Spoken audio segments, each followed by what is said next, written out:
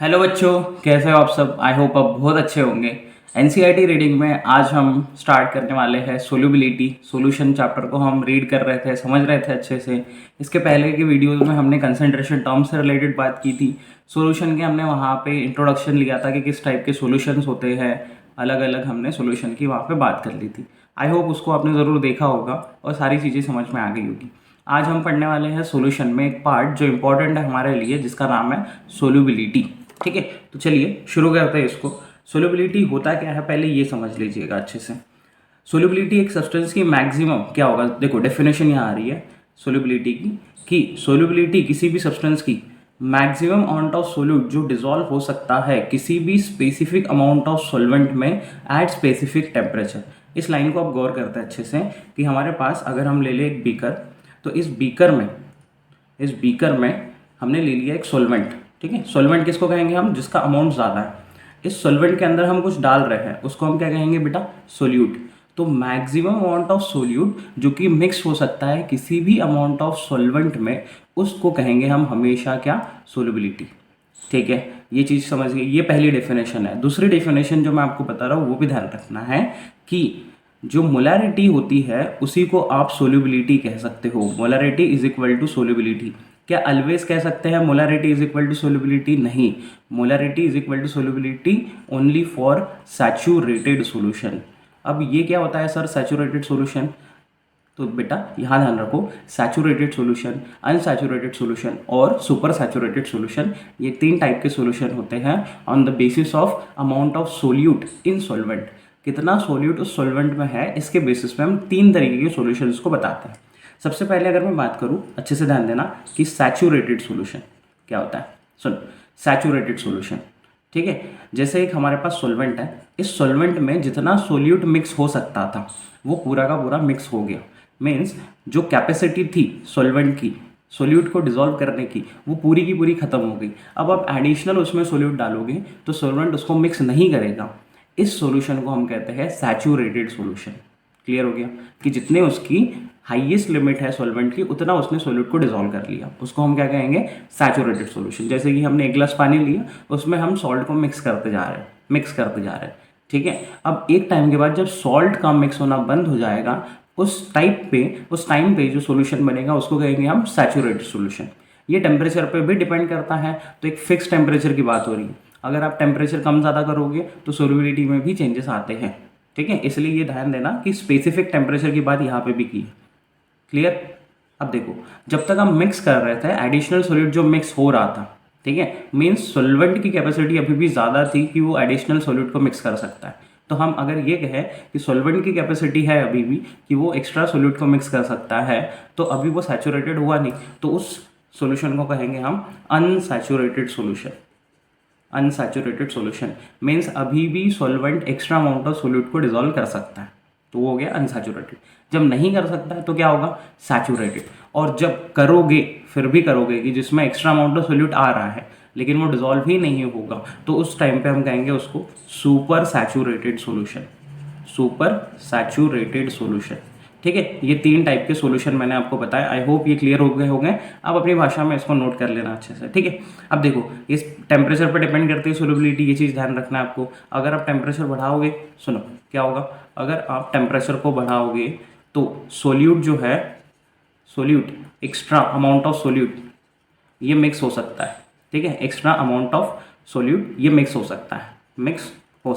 Means हम ये बोल सकते हैं कि सोल्यूबिलिटी जो होगी उसमें एक प्रोसेस कहते हैं हम डिसोल्यूशन मतलब सोल्यूट का मिक्स होना। Dissolution is endothermic process. ये चीज़ ध्यान रखो, बहुत मैं इंपॉर्टेंट कंसेप्ट बता रहा हूँ। Dissolution is endothermic process. और जैसे कि हमने पढ़ा है कि अगर कोई एंडोथर्मिक प्रोसेस है, उसको हम टेम्परेचर देंगे तो वो प्रोसेस और आगे बढ़ेगी, स्पॉन्टेनियस होगी। हमने इसको कहाँ पढ़ा होगा, थर्मोडायनामिक्स में। ठीक है, तो डिसोल्यूशन एक एंडोथर्मिक प्रोसेस होती है जिसमें आप टेम्परेचर बढ़ाओगे तो ये जो है सोल्यूट की मिक्सिंग और बढ़ते जाएगी। Clear? It depends on the nature of solute. हाँ, ये नेचर ऑफ सोल्यूट पे भी डिपेंड करता है। जैसे हमने नमक डाला तो नमक का जो नेचर है वो अलग होगा। अगर हमने कोई और भी सोल्यूट डाल दिया, जैसे मान लो कि हमने कोई कोवैलेंट सोल्यूट डाल दिया, नैफ्थलीन डाल दिया, या फिर और भी कोई हमने कोवैलेंट डाला, तो वो पानी में जल्दी मिक्स नहीं होगा क्योंकि दोनों का नेचर अलग है। तो नेचर ऑफ सॉल्यूट पे डिपेंड करेगा, सॉल्वेंट पे डिपेंड करेगा, टेम्परेचर की बात तो मैंने ऑलरेडी आपको समझाई थी, और प्रेशर पे भी डिपेंड करेगा। ठीक है, तो सोल्युबिलिटी किन बातों पे डिपेंड करेगा ये आप नोट कर लो कि nature of solute, nature of solvent, temperature and pressure. ठीक है, अब सबके हम इफेक्ट पढ़ते हैं कि सोल्युबिलिटी जो है सॉलिड की, गैस की, सॉलिड या फिर गैस की लिक्विड के अंदर कैसे डिपेंड करती है। ठीक है, हमारे लिए इस पूरे चैप्टर में जो सॉल्वेंट होगा वो मेनली होगा क्या, लिक्विड।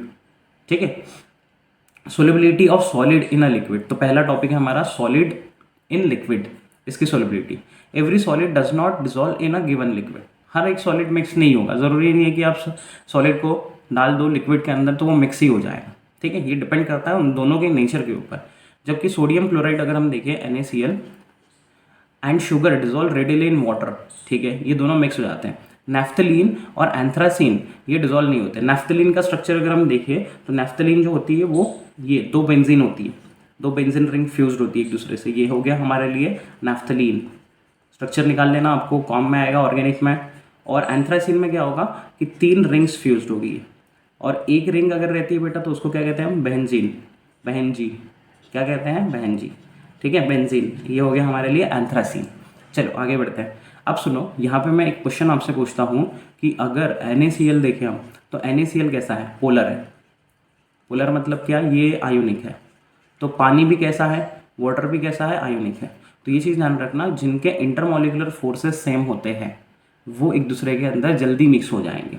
जैसे कि NaCl पोलर है, इसमें पॉजिटिव नेगेटिव है, और H2O भी पोलर है, आयोनिक है, तो ये दोनों एक दूसरे को जल्दी मिक्स कर लेंगे। लेकिन अगर मैं बात करूँ शुगर की, तो शुगर जो है वो कैसा है बेटा, कोवेलेंट कंपाउंड है। शुगर जो है वो कैसा है, कोवेलेंट कंपाउंड है, और ये पानी में मिक्स होगा।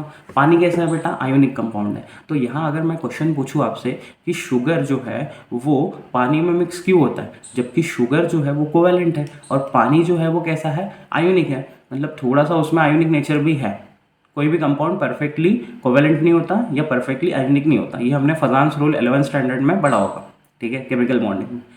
तो हमारा सवाल ये था कि नमक तो नेचर का सेम है जैसे कि पानी है, लेकिन शुगर जो है वो कोवेलेंट होने के बावजूद पानी में मिक्स क्यों होता है। तो इसका रीज़न ये होता है कि शुगर में बहुत सारे OH प्रेजेंट होंगे, वो OH पानी के साथ हाइड्रोजन बॉन्डिंग बनाएंगे। ये चीज़ आपको ध्यान रखनी है। Same it is applicable for glucose and fructose. Glucose और फ्रुक्टोज में भी देखोगे आप तो 5-5 OH प्रेजेंट है जो कि पानी के साथ हाइड्रोजन बॉन्डिंग बनाएंगे।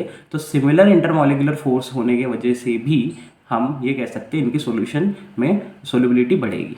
ठीक है, एक चीज़ ध्यान रखना आपको, ये नेफ्थलीन और एंथ्रासीन जो है वो पानी में मिक्स नहीं होंगे, क्योंकि इनमें ये तो पूरे कोवेलेंट है और ना ही इनमें एबिलिटी है हाइड्रोजन बॉन्ड बनाने की, तो ये पानी में मिक्स नहीं होते। ठीक है, अब देखो on the other hand naphthalene और एंथ्रासीन जो है वो बेंजीन में डिसॉल्व हो जाते हैं, क्योंकि बेंजीन भी कोवेलेंट हो गए और ये भी कोवेलेंट हो गए, तो सिमिलर नेचर के इंटरमॉलिकुलर फोर्सेस वाले ही एक दूसरे के अंदर मिक्सड होंगे। ये हमारा ध्यान था। लेकिन सोडियम क्लोराइड जो है और शुगर बेंजीन में मिक्स नहीं होगा, क्योंकि इनका जो नेचर है वो कैसा है, कोवेलेंट नेचर नहीं है। ठीक है, तो सिमिलर इंटरमॉलिकुलर फोर्सेस की बात बार बार कह रहा हूँ मैं, ध्यान रखना।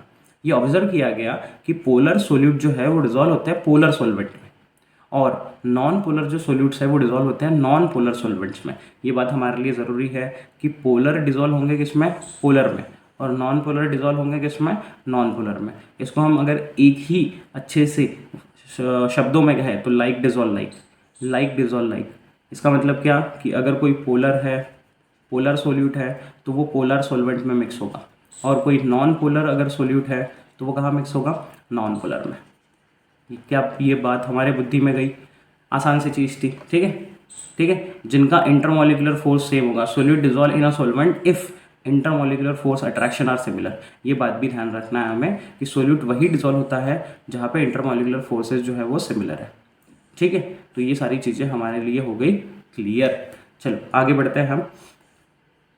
जब सॉलिड को डाला जाता है, सॉलिड सोल्यूट को डाला जाता है सॉल्वेंट में, सम सोल्यूट डिसॉल्व और कंसंट्रेशन इंक्रीज हो जाती है। ठीक है, ये हमें ध्यान रहेगा कि अगर हम किसी भी सॉल्वेंट में सोल्यूट को डालते जा रहे हैं तो इसकी कंसंट्रेशन बढ़ते जा रही है। ठीक है, ये क्लियर है।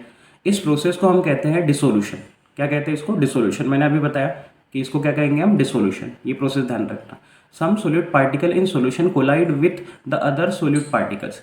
अब इसमें बहुत सारे सोल्यूट पार्टिकल्स हो गए, ये एक दूसरे से टकराएंगे, टकराने के वजह से अब ये पार्टिकल जो है वो सेपरेट होने लगेंगे सॉल्यूशन के अंदर, वो जमने लगेंगे, वो नीचे दिखने लगेंगे, और इस प्रोसेस को कहते हैं हम क्रिस्टलाइजेशन। तो दो प्रोसेस हो रही है, एक कौन सी, डिसोल्यूशन, जिसमें सॉलिड टूट टूट के उसमें डिजोल्व हो रहा है, और दूसरा सॉलिड के मॉलिक्यूल्स एक दूसरे से कोलाइड कर रहे हैं और कोलाइड करके वापस से वो सॉलिड बन रहे हैं। ठीक है, दो प्रोसेस हो रही है। तो पहले ध्यान रखो, डिसोल्यूशन जो होती है वो कैसी प्रोसेस होती है, एंडोथर्मिक प्रोसेस, और क्रिस्टलाइजेशन होती है एक्सोथर्मिक प्रोसेस। ये ध्यान रखना। एक ऐसा स्टेज आएगा जहाँ पे दोनों प्रोसेस जो है उनकी स्पीड सेम हो जाएगी। कौन सी, डिसोल्यूशन एंड क्रिस्टलाइजेशन। तो हम कह सकते हैं वहाँ पे इक्विलिब्रियम आ गया। अगर वहाँ इक्विलिब्रियम आ गया तो अब एडिशनल जो सोल्यूट होगा उसको डालोगे, डिजॉल्व होगा और वापस से वो क्रिस्टलाइज हो जाएगा। ठीक है, इस प्रोसेस को कहेंगे, इस सॉल्यूशन को कहेंगे हम क्या, सैचुरेटेड सॉल्यूशन। ठीक है, when the two process occur eight the same rate, under such condition number of solute particles going into solution will be equal to number of particles separating out। ये समझ में आ गया, जितने पार्टिकल्स डिजोल्व हो रहे होंगे उतने ही पार्टिकल्स वापस से क्रिस्टलाइज हो रहे होंगे। ठीक है, तो इक्विलिब्रियम में आ गया। इस स्टेज पे हम कह सकते हैं concentration of solute and solution will remain constant. ना ही कंसंट्रेशन बढ़ रही है, ना ही कंसंट्रेशन कम हो रही है, ये हम कह सकते हैं। दैट इज टेम्परेचर और प्रेशर यहाँ पे फिक्स होना चाहिए। एक पर्टिकुलर कंडीशन की बात हो रही है। अगर आप टेम्परेचर बढ़ाओगे तो क्या होगा, डिसोल्यूशन प्रोसेस बढ़ जाएगी। अगर आप टेम्परेचर कम करोगे तो क्या होगा, क्रिस्टलाइजेशन प्रोसेस बढ़ जाएगी। ये चीज़ ध्यान रखना है बेटा, क्योंकि इक्विलिब्रियम आ गया। तो हमने ली शैटलियर प्रिंसिपल में पढ़ा है 11th के इक्विलिब्रियम में कि अगर एंडोथर्मिक रिएक्शन है तो वो टेम्परेचर बढ़ाने से फॉरवर्ड जाएगी और टेम्परेचर कम करने से बैकवर्ड आएगी। ठीक है, ये चीज़ हमने पढ़ी थी। Similar process is followed when gases are dissolve in a liquid solvent. Same ऐसा भी होगा जब आप गैसेस को डिजोल्व कर रहे हो लिक्विड में। ठीक है, such a solution which is no more solute can dissolve at the same temperature. देखो, ये हमने ऑलरेडी कहा था आपको, इसको हम फिर से अंडरलाइन करते हैं। ऐसा सोल्यूशन जहाँ पे एडिशनल सोल्यूट अब मिक्स नहीं हो सकता है eight the same temperature and pressure, उसको कहेंगे सैचुरेटेड सोल्यूशन। ठीक है, दूसरा कि एक अनसैचुरेटेड सॉल्यूशन क्या होगा, जिसमें मोर सोल्यूट डिजोल्व हो सकता है एट द सेम टेम्परेचर। मैंने आपको 3 सॉल्यूशन के बारे में आइडिया दिया ही था। पहला कौन सा, saturated, super saturated, unsaturated. Saturated में मिक्स नहीं होगा, अनसैचुरेटेड में मिक्स हो सकता है, मतलब डिसोल्यूशन प्रोसेस हो सकती है। सुपर सैचुरेटेड में वापस क्रिस्टलाइजेशन इज मोर डोमिनेंट, ये ध्यान रखना। The solution which is dynamic equilibrium with undissolved solute is the saturated solution and contains maximum amount of solute। ठीक है, सैचुरेटेड सॉल्यूशन में क्या होता है, इक्विलिब्रियम आता है। 2 पॉइंट ध्यान रखना, इक्विलिब्रियम आता है और maximum amount of solute present है। इससे ज़्यादा सोल्यूट अब उसमें मिक्स नहीं हो सकता है। ठीक है, दस the concentration of solute in a such solution is called solubility. तो उसी की कंसंट्रेशन को हम क्या कहते हैं, सोल्युबिलिटी। मैंने ये कहा भी था आपको कि मोलैरिटी और सोल्युबिलिटी इक्वल होती है अगर वो सॉल्यूशन सैचुरेटेड है। क्लियर बेटा ये? ठीक है, आई होप ये चीज़ समझ में आ गई होगी आपको। आगे बढ़ते हैं। Earlier, we have observed that solubility of a substance into another depends on the nature of substance। ये हमने पहले ही बताया कि solubility जो है वो नेचर पे भी डिपेंड करती है। सिमिलर इंटरमोलिकुलर फोर्सेस वाली चीज़ें सिमिलर इंटरमोलिकुलर फोर्स वाले सॉल्वेंट में ही मिक्स होगी। ठीक है, इन एडिशन हमारे पास 2 अलग अलग पैरामीटर्स भी है जो हम बार बार इसका उल्लेख कर रहे हैं। वो कौन सा है, टेम्परेचर और प्रेशर। क्योंकि फिक्स टेम्परेचर और प्रेशर पे सोल्युबिलिटी जो है उसके बारे में हम बात करेंगे तो अलग सैचुरेटेड सॉल्यूशन मिलेगा, और अगर हम टेम्परेचर बढ़ाएंगे और कम करेंगे तो सैचुरेटेड सॉल्यूशन का जो पैरामीटर था वो चेंज हो जाएगा। मान लो कि हम 25 डिग्री सेल्सियस पे एक एक्सपेरिमेंट कर रहे हैं और हमने उसमें सोल्यूट को मिक्स करना स्टार्ट कर दिया। अब हमने टेम्परेचर कर दिया 50 डिग्री सेल्सियस, तो क्या सैचुरेटेड सॉल्यूशन जितना सोल्यूट को मिक्स कर पा रहा था पहले उतना ही करेगा? नहीं, उससे ज़्यादा करेगा, क्योंकि अब टेम्परेचर बढ़ गया है तो डिसोल्यूशन प्रोसेस बढ़ जाएगी, एडिशनल सोल्यूट मिक्स हो सकता है उसमें। क्लियर? ठीक है, चले आगे। तो हम पहले पढ़ रहे हैं इफेक्ट ऑफ टेम्परेचर के बारे में। The solubility of solid in a liquid significantly affected by temperature. ये पॉइंट ध्यान रखना है हमको कि सोल्युबिलिटी ऑफ सॉलिड लिक्विड में टेम्परेचर पे बहुत ज़्यादा डिपेंड करती है। ठीक है, कंसिडर द इक्विलिब्रियम। अब इक्विलिब्रियम हमने देखा था कि यहाँ पे हमारे पास क्या था, एक साइड में डिसोल्यूशन, एक साइड में क्या था, डिसोल्यूशन, और इक्विलिब्रियम था, और इस साइड क्या था, क्रिस्टलाइजेशन। ठीक है, ये बात आपके माइंड में घुस चुकी होगी। अब सुनो, हमने इक्विलिब्रियम में एक चीज़ पढ़ी होगी क्या, ले शैटलियर प्रिंसिपल, ये पढ़ा था हमने। In general if nearly saturated solution है, लगभग कोई सैचुरेटेड सोल्यूशन है, डिसोल्यूशन प्रोसेस इज एंडोथर्मिक। ये मैंने आपको बार बार चिक के कहा कि जब फॉरवर्ड चीज जाएगी तो डिसोल्यूशन जो है वो कैसी प्रोसेस है, endothermic. The solubility should increase with rise in temperature, temperature बढ़ेगा तो सोल्युबिलिटी भी बढ़ेगी। और एक्सोथर्मिक क्या होता है, क्रिस्टलाइजेशन। तो अगर आप टेम्परेचर बढ़ाओगे, ठीक है, तो सोल्युबिलिटी बढ़ेगी, और टेम्परेचर कम करोगे तो सोल्युबिलिटी कम हो जाएगी। Solubility should decrease. This trend also observe experimentally, experimentally भी देखा गया कि यही चीज़ जो बात है वो सही हो रही है। ठीक है, चलो अब हम इफेक्ट ऑफ प्रेशर देखते हैं। इफेक्ट ऑफ प्रेशर में प्रेशर डज नॉट हैव, देखो अगर मैं बात करूँ सॉलिड के लिए, ये चीज़ ध्यान रखना, सॉलिड क्या है हमारे पास, सोल्यूट, और लिक्विड क्या है हमारे पास, सोलवेंट। तो सुनो अच्छे से, मैं इंपॉर्टेंट लाइन कह रहा हूँ, बहुत इंपॉर्टेंट, कि सॉलिड सोल्यूट की सोल्युबिलिटी लिक्विड सोलवेंट में प्रेशर पे डिपेंड ही नहीं करती है। ठीक है, एक बार फिर से रिपीट कर रहा हूँ, सॉलिड सोल्यूट की सोल्युबिलिटी लिक्विड सोलवेंट के अंदर प्रेशर के ऊपर डिपेंड नहीं करेगी, क्योंकि सॉलिड्स की जो डेंसिटी होती है वो कांस्टेंट होती है। तो आप प्रेशर अप्लाई करोगे तो सॉलिड की सोल्युबिलिटी प्रेशर अप्लाई करने से या ज़्यादा कम करने से कुछ फ़र्क नहीं पड़ेगा। ये सॉलिड की बात कर रहा हूँ मैं, गैस की बात नहीं कर रहा हूँ। गैस की तो डिपेंड करेगी, जिस पे हम स्पेशल एक लॉ पढ़ेंगे जिसका नाम है हेनरी लॉ। समझ में आ गया ये? तो देखो, pressure does not have any significant effect on solubility of solid in liquids. ये लाइन को मैं इंपॉर्टेंट कर लूँ आपके लिए कि प्रेशर जो है उसका कोई असर नहीं होता है किसके ऊपर, सॉलिड्स की सोल्युबिलिटी के ऊपर। तो it is so because solids and liquids are highly incompressible. इसका मतलब इनडायरेक्टली मैंने कहा कि इनकी डेंसिटी कांस्टेंट होती है and practically remain unaffected by change in pressure. Clear हो गया बेटा?